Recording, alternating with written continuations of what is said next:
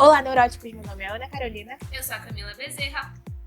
E hoje temos mais um vídeo aqui no canal Freud Explica, com enfoque total no caso clínico de Daniel Paul Schreiber. Nosso vídeo será dividido em duas partes, sendo a primeira parte nós vamos demonstrar o caso clínico e a psicopatologia, e na segunda parte nós teremos os sintomas, o tratamento e os mecanismos de defesa. Mas antes de qualquer coisa, se inscreve no canal, compartilha o vídeo e deixa o like. Agora, puxa a vinheta. Puxa a vinheta! Se o editor não colocar a Ilha do Mel.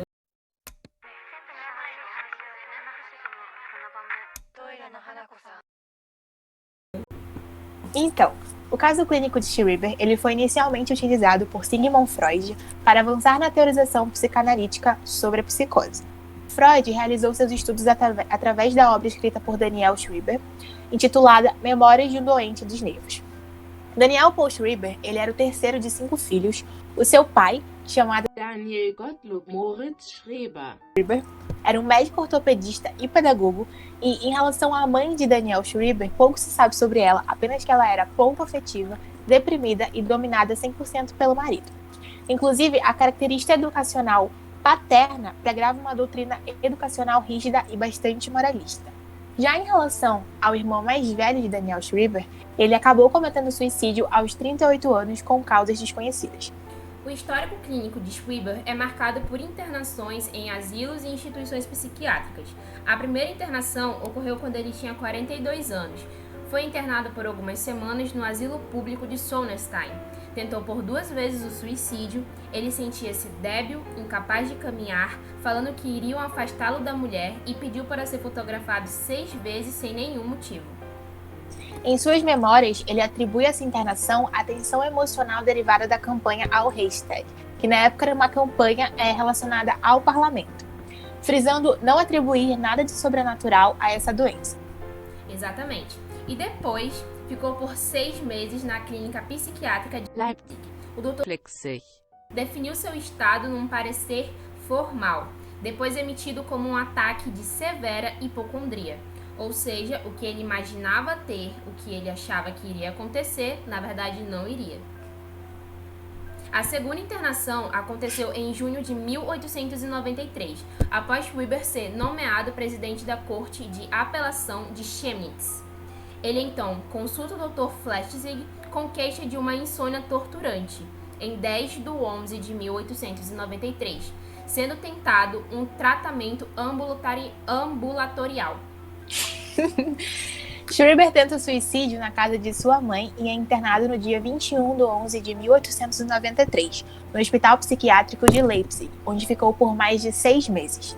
Apresentando então ideias hipocondríacas, queixa de amolecimento do cérebro, morte iminente, hiperestesia, que no caso se refere a grande sensibilidade à luz ou a ruídos, ideias de perseguição embrionárias baseadas em alucinações. Os seus pensamentos, eles começaram a girar em torno de suas alucinações visuais e auditivas, assim como os distúrbios sinestésicos.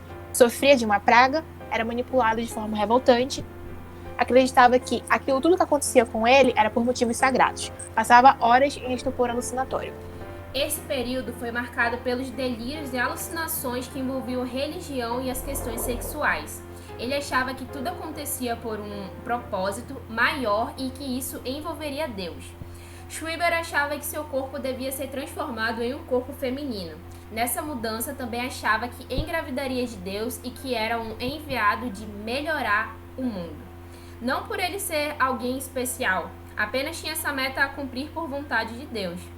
Essas informações e as que seguem são extraídas do parecer do Dr. Weber, derivados do processo que Schreiber moveu para obter alta. Continua a descrição desse período por tentativas de suicídio por afogamento, pedindo cianureto para que o matassem. O delírio evoluiu para uma comunicação direta com Deus, ouvir música sagrada, ser brinquedo dos demônios e ver aparições miraculosas. Ele também se sentia perseguido pelo Dr. Flechsig, a quem ele chamava de assassino de almas. Era comum, era super normal escutar ele gritando pelo hospital "Pequeno Flechsig", dando uma grande ênfase na parte do pequeno. Em seguida, ele vai para Sonny Einstein Asylum, perto de Pirna, dirigido pelo Dr. Weber, onde ficará até a alta. Então, segundo esse psiquiatra, trata-se de uma insanidade alucinatória que evoluiu para um quadro clínico de paranoia. Schreiber queria alta, mas o Dr. Weber era contra. O mesmo dizia que acreditava que tinha como missão redimir o mundo e restaurá-lo ao seu estado de paz. Isso, contudo, ele só poderia ocorrer se primeiramente ele fosse transformado em uma mulher. Ainda segundo seu médico, isso, no caso, ser transformado para uma mulher, não era o seu desejo, mas ele precisava fazer isso. Baseado na ordem do mundo. Schreiber preferia continuar homem. Viveu sem órgãos durante algum tempo. Engoliu parte de sua laringe com a comida, mas os raios restauravam o que tinha sido destruído. Uma nova raça, por impregnação direta de Deus, em seu corpo iria nascer. Adquiriu nervos femininos, onde sol, árvores e pássaros lhe falavam. Então Schreiber ele sempre levava esses acontecimentos miraculosos com ele para o lado divino, como se tivesse sendo tudo provido de Deus para acontecer com ele. Então, o resumo das mudanças efetuadas em Schreiber pela doença é apresentado por Freud conforme as duas direções principais do seu delírio. No caso, o antes, que Schreiber inclinava-se à renúncia do prazer e duvidava de Deus.